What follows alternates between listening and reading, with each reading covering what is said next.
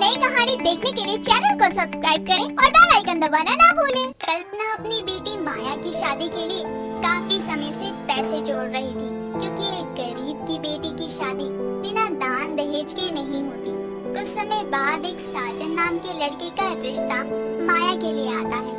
लड़का काफी पढ़ा लिखा था, जिसके चलते रिश्ता देखने आई लड़की की माँ शारदा कल्पना से कहती है, बहन जी देखिए, लड़की तो हमें साधारण परिवार की ही चलेगी, लेकिन हमें शादी बड़ी ही धूमधाम से चाहिए। आखिर 4 लोगों को भी तो पता चलना चाहिए ना कि मेरे बेटे की शादी है। बहन जी, मैंने बहुत समय से थोड़ा थोड़ा करके अपनी बेटी की शादी के लिए पैसा जोड़ा है। अगर आप चाहते हैं तो मैं अच्छी शादी करने की कोशिश कर सकती हूँ, लेकिन फिर उसके अलावा मैं कुछ नहीं दे पाऊंगी।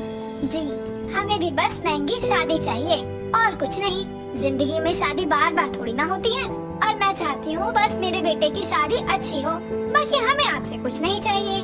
जी समझती हूँ बहन जी, मैं अपनी जी जान लगा दूंगी इस गरीब को आपके अनुसार महंगी शादी करने के लिए कुछ भी करना पड़े करूँगी। बस शादी के बाद मेरी बेटी को खुश रखिएगा अपने घर में।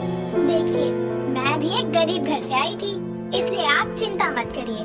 हमें माया बहुत पसंद है, इसलिए हमने रिश्ते के लिए हाँ करी है।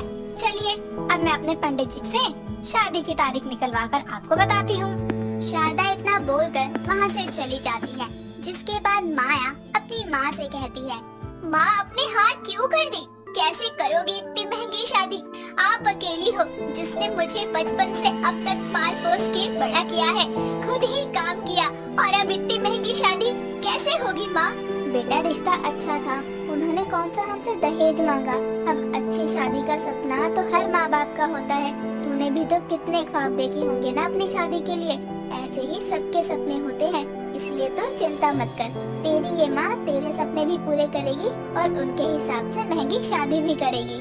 कल्पना ने अपनी समधन शारदा को हाँ तो कह दिया था महंगी शादी के लिए, लेकिन उसे चिंता थी कि वो ये सब करेगी कैसे। अब शारदा अपने पंडित से बात करके शादी की डेट 2 महीने बाद की निकलवाती है, जिस पर एक गरीब माँ अपनी बेटी की महंगी शादी के लिए जी जान से मेहनत में लग जाती है। एक साथ कई घरों में काम करती है। ये सब देख रही माया को भी अपनी माँ पर तरस आता है, और वो एक शाम उससे कहती है, माँ आप ऐसे इतना इतना काम करोगी तो बीमार पड़ जाओगी, प्लीज ऐसा मत करो। मुझे लगेगा मेरी शादी आपके लिए बोझ बन गई है। तू पागल है मेरी बच्ची, ऐसा सोचना भी मत कि तू मेरे लिए बोझ है।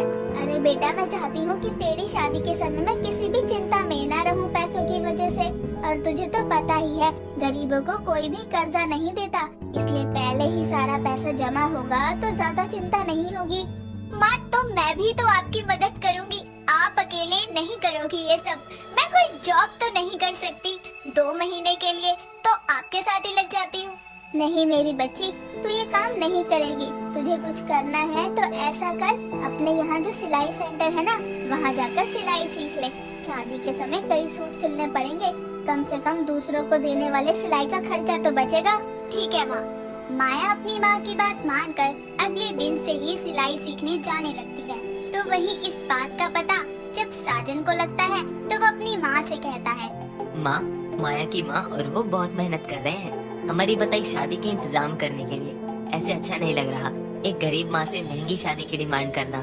जानती हूँ बेटा, लेकिन देख, शादी एक बार होती है, और मैं नहीं चाहती हूँ तू या माया जिंदगी में ये रिग्रेट करे कि हमारी शादी ऐसी होती या वैसी होती। समय गुजरता है, शादी की तारीख में अब 1 हफ्ता बचा था। अब माया ने भी अपनी शादी के सारे सूट खुद ही सिल लिए थे, साथ ही कल्पना की इतने सालों की बचत और अब कुछ समय में ही की हुई मेहनत उसको निश्चिंत कर देती है कि उसको अपनी बेटी की शादी के लिए किसी से कुछ मांगना नहीं पड़ेगा।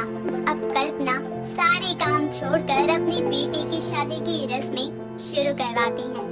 हल्दी वाले दिन एक गरीब के घर में बहुत रौनक होती है। सुंदर से पीले सूट में बैठी माया को सबसे पहले कल्पना ही हल्दी लगाने की शुरुआत करती है, और माँ बेटी के एक जैसे रंग के कपड़े देखकर कल्पना की पड़ोसन कमला कहती है, क्या बात है कल्पना बहन, बेटी की शादी में कोई कमी नहीं छोड़ी, पूरे बड़े लोगों की जैसी शादी कर रही हो। उनका होता है ना हल्दी में पीले कपड़े पहनते हैं। कमला बहन, शादी एक बार होती है और मेरी इकलौती बेटी है। भले ही मैं गरीब हूँ, लेकिन मेरी बेटी की शादी महंगी होगी, सब कुछ बहुत अच्छा होगा। इतना बोलकर कल्पना अपनी बेटी माया की हल्दी लगाने की रस्म की शुरुआत करती है, जिसके बाद मोहल्ले की सभी औरतें बारी बारी माया को हल्दी लगाती हैं। हल्दी का फंक्शन खत्म ही होने वाला था कि तभी शारदा वहाँ आती है और कल्पना से कहती है, कल्पना जी, मैं तो यहाँ अपनी होने वाली बहू को शादी का जोड़ा देने आई हूँ। ये लीजिए, ये है माया का शादी का जोड़ा और ज्वेलरीज। वैसे आपने हल्दी तो बहुत अच्छी की है, सभी येलो येलो दिख रहे हैं। माया बेटा, मजा तो आ रहा है ना? जी माँ जी। चलो, मैं भी तुम्हें शगुन की हल्दी लगा के ही जाती हूँ, बहुत काम है शादी वाले घर में। शारदा भी माया को हल्की सी हल्दी लगाकर चली जाती है, जिसके बाद रस्म खत्म होते ही कल्पना और माया शादी का जोड़ा देखते हैं, जो कि बहुत ही सुंदर होता है। ये देखकर कल्पना कहती है, माया बेटा, कितना सुंदर है ना तेरी शादी का जोड़ा। सच में, जब तू छोटी थी तो कहती थी, माँ मेरी शादी में महंगा लहंगा लाना। तब मैं बोलती थी, बेटा मेरी इतनी हैसियत नहीं है। और आज देख, मैंने नहीं लिया ये लहंगा भले ही, लेकिन तेरी शादी में महंगा लहंगा आया है और इस गरीब माँ की बेटी की महंगी शादी हो रही है। सब याद रखेंगे मेरी बेटी की शादी को।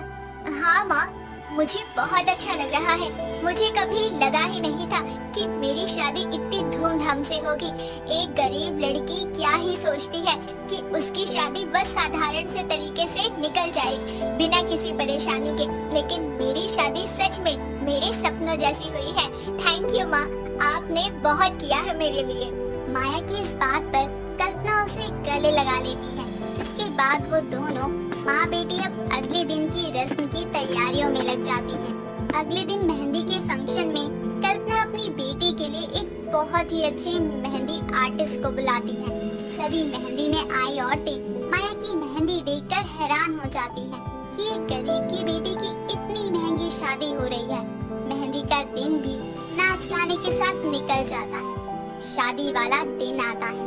शादी घर के पास के ही एक बहुत अच्छे से हॉल में होनी थी, जहाँ पर सभी तैयारियां हो चुकी थी। कुछ देर में बारात आती है और कल्पना अपने दामाद साजन का आरती उतार कर स्वागत करती है, जिस पर साजन उससे कहता है, सासू माँ, आपने सच में बहुत अच्छे इंतजाम किए हैं। मुझे बहुत खुशी है। आपने मेरी ड्रीम वेडिंग का सपना पूरा कर दिया। बेटा, तुम्हारे कारण ही मैंने अपनी बेटी की इतनी महंगी शादी की। मैंने कभी नहीं सोचा था मैं ये कर सकती हूँ, लेकिन मैंने कर लिया। आज मैं बहुत खुश हूँ। मैंने अपनी बेटी के लिए बहुत अच्छा घर ढूंढा है। हमें भी तो बहुत अच्छी बहू मिल रही है कल्पना जी। कल्पना सबका स्वागत करती है। बारात के आने के बाद सभी पहले खाना वाना खाते हैं और खाने की बहुत तारीफ करते हैं। कोई नहीं कह सकता था कि ये सारे इंतजाम एक गरीब माँ ने किए हैं। इतनी महंगी शादी जिसकी सभी तारीफ कर रहे थे। कुछ देर में बहुत ही सुंदर सा मेकअप किए माया तैयार होकर सबके सामने आती है।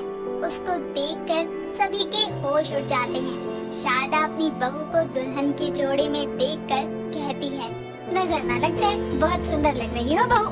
माया अपनी सास के पैर छूकर उसका आशीर्वाद लेती है और अब शादी की रस्में शुरू होती हैं। सब कुछ अच्छे से होने के बाद दुल्हन की विदाई करके कल्पना अकेली रह जाती है, लेकिन उसके दिल में ये मलाल नहीं होता कि उसने अपनी बेटी की शादी अच्छे से नहीं की। और माया भी अपने ससुराल जाकर बहुत खुश होती है। वहाँ उसको कभी ये एहसास नहीं दिलाया जाता कि वो एक गरीब घर से आई है